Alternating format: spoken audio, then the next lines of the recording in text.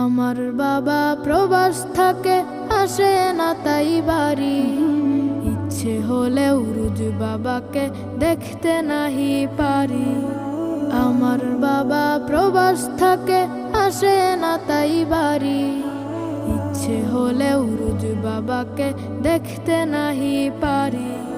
বাবার আদর স্নেহ থেকে বঞ্চিত এই প্রাণ। প্রবাসীর সন্তান আমি, প্রবাসীর সন্তান।